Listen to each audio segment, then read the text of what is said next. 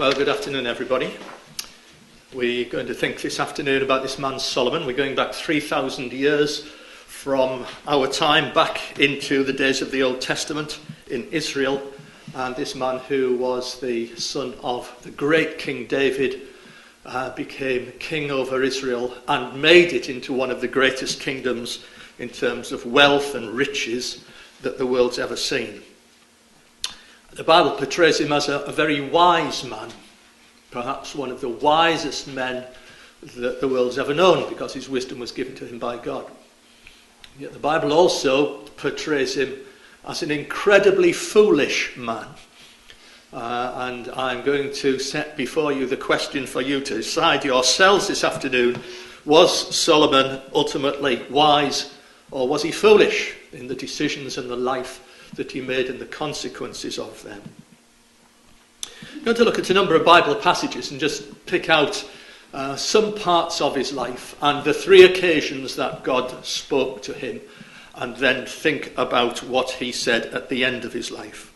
And I want to start with his birth, and I want to take you back in the Old Testament, please, to the second book of Samuel and chapter 12.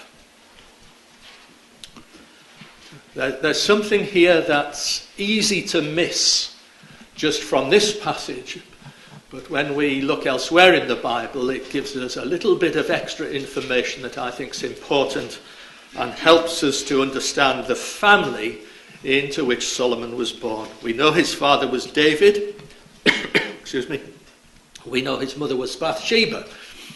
We know from chapter 11 of 2 Samuel that his parents came together in a most unsavoury way, that David the king sent his servants to take this woman, and he had sex with her, and she became pregnant, and he took her, and because of the shame of being found out as an adulterer, he had her husband killed. So he's a man who, I won't say raped this woman, but coerced her from a position of great power to have sex with him. He lied about it. He deceived his people as king, committed adultery, committed murder, and then he married this woman. And we are told in chapter 11 that God was very angry with him. Said, the baby that's going to be born is going to die, but because you have repented before me, you are forgiven. But, says God to David, you have to live with the consequences of what you've done. And in chapter 12, we find that this baby, unnamed baby, was born and was sick and ultimately died. And if you go on down to verse 24, we read that after all these things had happened, verse 24, it says that David comforted Bathsheba, his wife, and went into her and lay with her, and she bare a son, and he called his name Solomon. And the Lord loved him, and he sent by the hand of Nathan the prophet, he called his name Jedidiah. Strange name, isn't it? It means beloved of God, because of the Lord. And it reads there as if this happened straight away after this first child's been born and died. But that's not the case. The Bible sometimes doesn't tell us all the information about an incident in just one spot. We know from other Bible passages that this child Solomon was actually the fourth child that was born and lived. The fourth child born to David and Bathsheba. So God waited. The first child is born, grows up. The second child's born, grows up. The third child's born, grows. Fourth one. It's not till the fourth one that we read these words of the God loving this child and calling him the one whom God loved. Now, the question we need to ask straight away is why? Why wasn't the first child chosen by God if he's going to choose David and Bathsheba to be the parents of the one who's going to be a great king of Israel? And I think the clue is there in verse 24 when it says David comforted Bathsheba. It's a word that's got the idea of sorrow and repentance. And if this marriage had come together in such circumstances that it was based on adultery, it was based on deceit, it was based on murder, it was based on a baby that was born to them that God thoroughly rejected, so it was never named and died within days of its birth, you can imagine that was a pretty rocky start, can't you? And I think what we are being told is that it took a lot of work between this man, David, this woman, Bathsheba, to get over those initial circumstances and grow. And it's when David loves and cares for and looks after and comforts this woman. So this is about the way these two ultimately treat each other, get over their problems, that this child Solomon is born. And his name means peace. And perhaps that's another idea, that now, finally, what's this, 4 or 5 years after the horrible events I've mentioned, now finally a baby is born that's healed this marriage, brought peace, brought love between them. And God chooses this child here. So Solomon's born, like Prince Charles, like William. He's born as an heir. He's born as one into a royal household. He's born into a very powerful household. He's born into a household that's very rich. What do you think his upbringing was like? Would you come with me to the book of Proverbs, please, and just pick up 1 or 2 passages. Going at Proverbs chapter 1. And we're told in verse 1 of Proverbs 1 that these are the Proverbs of Solomon, the son of David, king of Israel. So now he is Solomon writing these words, and he's writing them to his son. If you just look at chapter 2, verse 1, my son, if you will receive my words. So we've moved on. We'll come back to Solomon's son, this son, in a moment. We've moved on quite a while, haven't we? We've now got this Solomon as an adult man, married with a child, and passing on to him words of advice and words of wisdom. And it seems to me that a lot of what he told him comes from his own teenage years, his own years when he had grown up, and the sort of problems and temptations that he faced as being an heir to the throne of Israel. So he says in chapter 1, verse 8, my son, hear the instruction of your father, forsake not the law of your mother. There shall be an ornament of grace to your head and chains about your neck. Listen to what Dad says. Was it Mark Twain who wrote that when he was 18, he thought his father was amazingly ignorant, and by the time he was 21, he was amazed how much the old man had learnt in the last 3 years. And we can grin at that, but you know, we've all been teenagers, we've all grown up, and here is a man who'd been a teenager and had all sorts of problems, saying, listen to me, I've been there, I've done this. So when you go to verse 10, my son, if sinners entice you, don't agree. If they say, verse 11, come with us, let us wait for blood, let's go and do something that's really daring, dangerous, wrong. Verse 13, we'll find all precious substance, fill our house with spoil. Let's go out, as a gang and raid somewhere. Solomon is saying, don't do this. Don't go with them. Verse 15, have nothing to do with them. Do you think that he might have been like that? Do you think that's a temptation he might have faced? If we go on into chapter 4, and again, hear my children, the instruction of a father, and attend to no understanding. For I give you good teaching. Don't forsake my law. Verse 3, because I was my father's son, tender and only beloved in the sight of my mother. Just a little insight into that special relationship that this child, this fourth son, had with David and Bathsheba. He was a special one. And my dad, verse 4, taught me also and said unto me, let your heart retain my words, keep my commandments and live. Get wisdom and understanding. And those are going to be 2 key words in Solomon's character, Solomon's life. The idea of getting wisdom and understanding. So that all of us who are parents can relate to this, and grandparents can relate to this. Thinking about our children and our grandchildren. Listen to me. I've been through some of these experiences. Don't go there. Don't do that. Come to chapter 7. This is the last one we're going to look at. Verse 1, my son, again, keep my words, lay up my commandments with you. keep my commandments and my laws, the apple of your eye. I'm telling you precious things here. But now he says that there's another temptation you are going to face, because if you listen to what I say and this wisdom and understanding I'm trying to give you, verse 5, they'll help you to keep away from strange women. Verse 7, I beheld amongst the foolish men, the foolish young men, the simple ones means foolish young men. I discerned among the youths a man who had no understanding, no wisdom. And he went through the street near the corner. I guess this woman's a prostitute, really. And went on her way to her and went back to her home and lay with her. Now, this is Solomon trying to teach his son not to do these things. Would you think that this also came out perhaps of his temptations, his experience?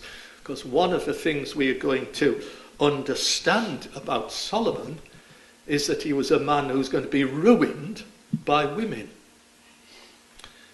We know that by the time he was a teenager, perhaps somewhere between 15 and 18, he'd got a girl pregnant, because this son, Rehoboam, is the offspring of that union. And the woman whose name we know, given in the Bible, whose name means beautiful, so she was a good looker who caught him, who was not from even from his country, but from another country that had nothing to do with God, Naamah the Ammonitess, never mentioned as his wife. But they had a son before Solomon became king. When Solomon must have been only a teenager, they had a son, a child, who's the one mentioned here, who's going to reign after Solomon. So, reconstruct this. This is Solomon telling his son about some of the problems he faced in his early life and trying to get him to understand that his dad was interested in women and went astray at times. Don't do as I did. Do as I'm trying to teach you from my experience. Well, let's move on. Let's go back to David and just think he's not an old man by our modern standards. Here am I approaching 70, and David was about the same. So he wasn't an old man, was he? But he was ill, and he got a debilitating disease.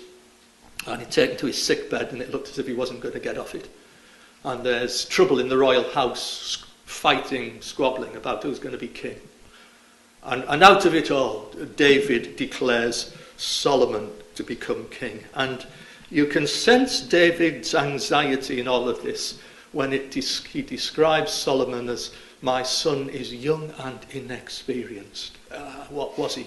He certainly was no more than 20, 21. He might well have just been a teenager. All those problems of teenage years, behind him now.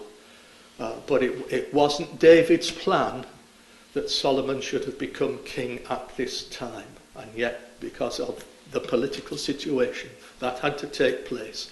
And we can tell from the Bible that David pours out the remaining 12 months of his life, because that's all he's going to live, less than 12 months, into preparing Solomon to be king and to take the throne and to try and rule wisely afterwards. Let's go back into the book of Chronicles. 1 Chronicles, please. I'm going to just look at one or two passages in Kings and Chronicles, building up this picture about Solomon. So we come into 1 Chronicles chapter 22. And David is going to tell Solomon of a great task that he's going to have to do when he becomes king. And he says in verse 6, David called for Solomon his son, and charged him to build a house for the Lord, the God of Israel.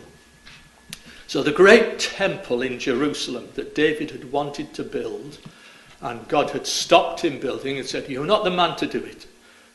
God said, Solomon, your son, is the one who's going to do it. And now David is going to give Solomon this charge, this task to do. I wanted to do it, he says, verse 7. But verse 8, the the word of God came to me saying, you've been a man of blood. You know, I sometimes think that we look at that and see David as being wrongly a bloodthirsty man. He wasn't at all. He wasn't. It tells us, if you're interested in the scriptures, in Deuteronomy chapter 12, God said to Moses that when you come into the land and when you've overcome all of your enemies and conquered them and driven them out of the land, then I'll establish the place of my rest with you. That's why David was a man of blood, because he wanted to build this place of rest, this temple, a place where they could go and worship the God whom David loved. And he's trying to get Solomon to love God in the same way. And now Solomon's going to be the one who's going to build it. Verse 9, a son shall be born to you, be a man of rest. Solomon, the man of peace, that's what his name means. I'll give him rest from all his enemies about. Just talked about that. His name shall be Solomon. I will give peace and quietness unto Israel in his day, and he shall build a house for me. So, Solomon's got this great task to do. And David dies, and he's left on his own. And he's got all the politics of the royal house, and all the problems in front of him. And he's, 18, 19, 20-year-old, and he needs some help. 1 Kings chapter 3. Where's the help going to come from?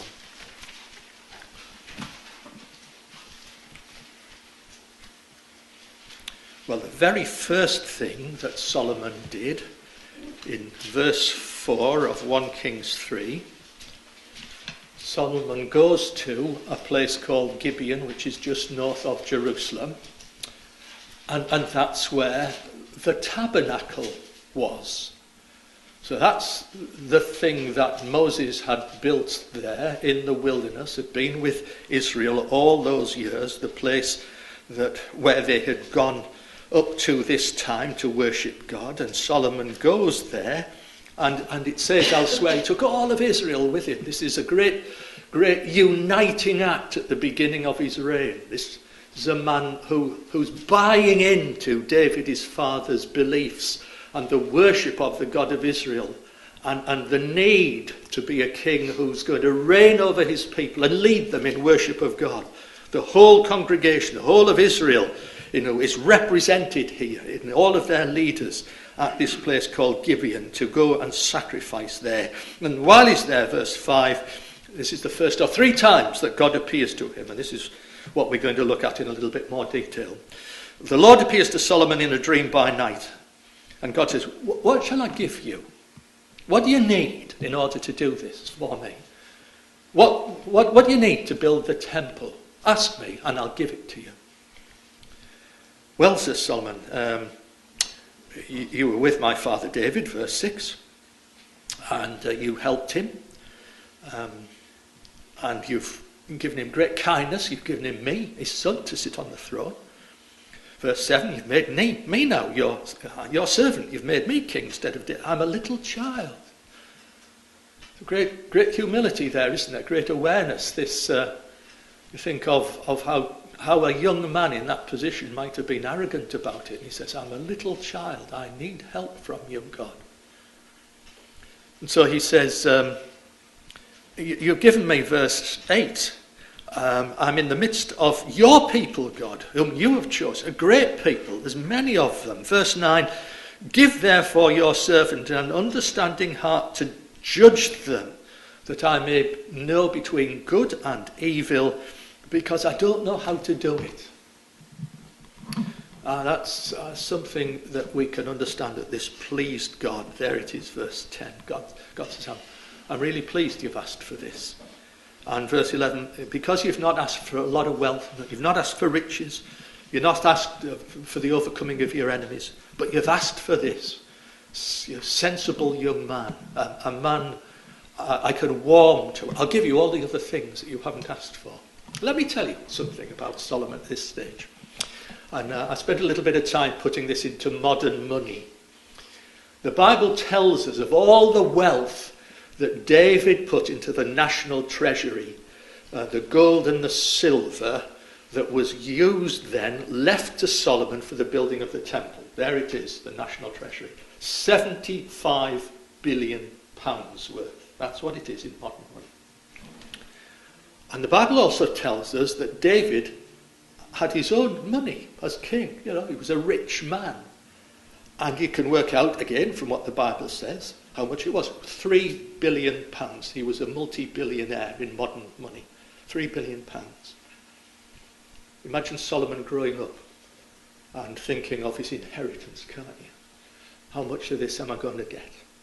No death duties. Wasn't going to get it all. Would he have to share it between all his brothers? £3 billion, ladies and gentlemen, of gold and silver. And David says, I'm going to put it all in the temple treasury because I want everything that I've got to go to the building of the temple. What do you think Solomon felt about that? Was it when the will was read sort of thing? Was his nose out of joint? Did he say it's not fair? I think he understood that this was what God wanted. And God says, because you have not asked for riches, I'll make you rich. Because you've asked for the right things, you've asked for things that are going to help you to do my work and build your relationship with me. Because you've asked for these things and not material things, I'll bless you in all the things you've not asked for. I'll give you them as well. So here's this beginning now of this great relationship between God and Solomon. And Solomon builds a temple, and it takes him 7 years to do it. And if you look at some of the details of it, you would struggle to get some of the parts of the temple built in any foundry, any factory in the world today. It was absolutely magnificent and wonderful in its manufacture. So the temple's built, and we go over into 1 Kings 6 and verse 14, and it says he built the house and he finished it. So there it's done, and it took 7 years. We know that. If you go to the end of the chapter, it says it was 7 years in building it, and perhaps, as I've said, if you sort of investigate the technical challenges in building it, you can understand why. But look at verse 1 of chapter 7. And Solomon was building his own house 13 years, and he finished his house. So the resources and the time and the energy that he put into building his own palace, nearly twice as much as he put into building God's house, the temple, the place where God's going to be worshipped. Do you think there's a little flag there that something's not quite right? That this king's beginning not to be solely focused on the things that God wants of him, but he's focusing now on things that he's doing for himself and not for God. 20 years all of this took, so he's now young middle-aged, about 40 I guess. And now if we go over into chapter 9, God is going to speak to him again. There it is, verse 1 of chapter 9. When Solomon had finished the building of the house of the Lord and the king's house, and look at the next words, all Solomon's desire which he was pleased to do, all what he wanted to do. He's a man whose view of life, whose view of riches, a view of all that God had given him is slowly changing about what he wants to do with it. And so God speaks to him now the second time. There it is, begins in verse 2. And God says, verse 3, I've listened to you. I've accepted this temple that you've built for me to put my name there. Verse 4, if you will walk before me as David your father walked, in integrity of heart and in uprightness to do all that I have commanded you, and will keep my statutes and judgments, then I'll establish the throne of your kingdom forever. And one of the interesting things in the Bible is that every promise, every commitment that God ever makes to Solomon is always conditional. It's always linked to this little word if. If you obey me, if you worship me, if you are only focused on me, then I'll reward you. And now God adds a warning, verse 6.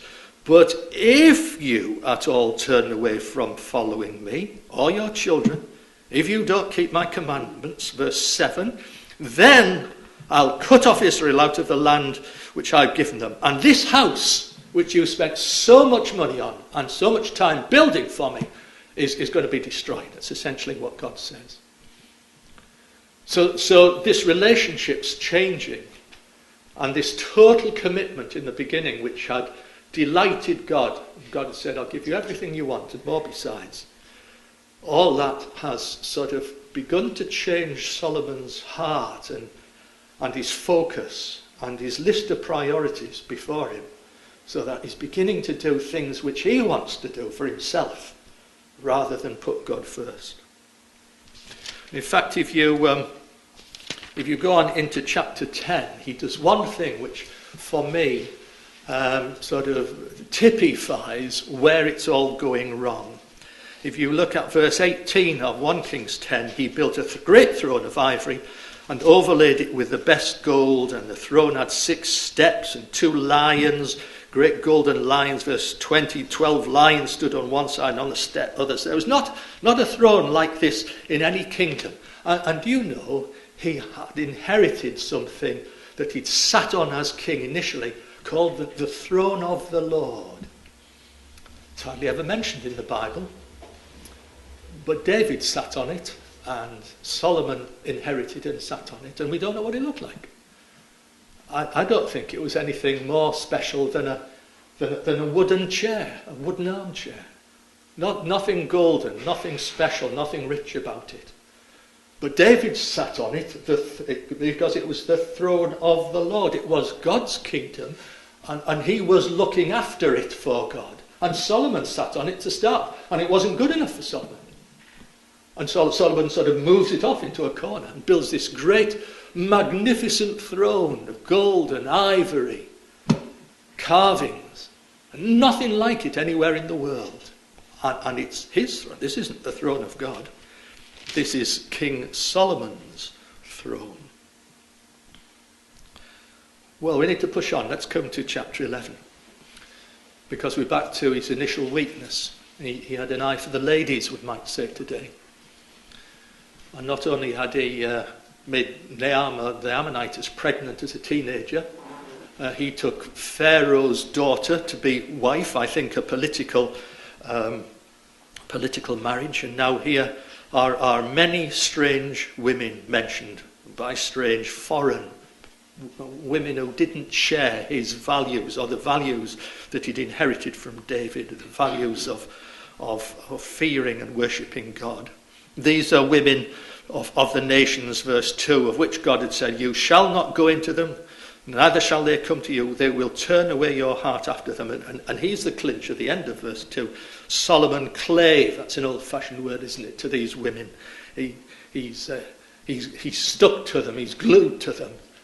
He's joined to them, not just sexually, but in what they think and what they believe. And right back at the beginning of the Bible, God had said to Moses and to Israel, you need to stick to me. So he uses the same word. You need to cleave to God. You need to be joined to me if you are going to succeed as my nation. And so verse 4, his wives turn his heart away, and his heart is not perfect before God. And verse 5, now he worships other gods. I don't think that Solomon ever stopped worshipping the God of Israel, but he was a man who thought it didn't matter what he did. This wife wants me to join her in a worship of her God. Okay, keep the peace in this family. Doesn't matter, really. It was a man who had just been morally corrupted by everything that he had. And so verse 6, he did evil in the sight of the Lord, And he builds now. Look, the man who built the temple for God, verse 7, is building altars and high places and other places to worship of other gods. This is a corrupted life. This is a life away from God. And verse 9, God's angry. And the third time, now God appears to him and says, verse 11, because you've done all this, you're going to lose it all. And I'm going to, this great kingdom that you inherited from David, I'm going to rip away from your son. I won't do it in your lifetime because of David, but I'll rip it apart when you are dead. And you know, within a generation, all the wealth of Solomon's kingdom had disappeared. The temple had been sacked. The gold in the temple had been taken away. All the greatness of what was one of the richest kingdoms in the world had gone within the next generation there. Well, let's go to our reading and begin to draw it to a close. I want to go to Ecclesiastes and then just into the New Testament, just for a moment. What did he learn? What do we learn? Ecclesiastes chapter 1. The words of the preacher here. It doesn't mean a preacher like I'm stood up preaching, teaching. It's a word which means a judge. I suppose in our modern parlance, something like the Supreme Court judge, a convener of assemblies, if we want to be precise about it. Do you remember Solomon had prayed right at the beginning, give me wisdom to judge the people.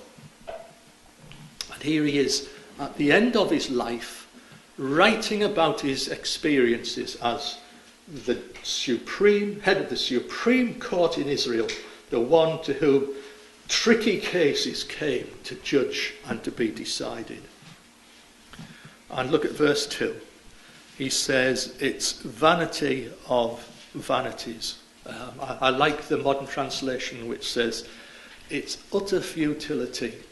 The whole thing is futile.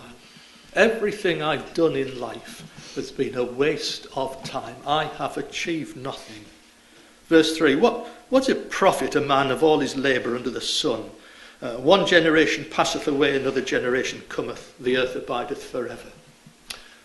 Let me just share a little anecdote with you. When I was at work, fairly early on in my working life, I came across another man in ICI. I worked in ICI, who was roughly the same age as me, but his career was already up there, down here. And he gave his life to the job and eventually became the chief executive officer of the division of ICI, worked in, and then he went off and he became the CEO of a listed company, big company on the stock exchange.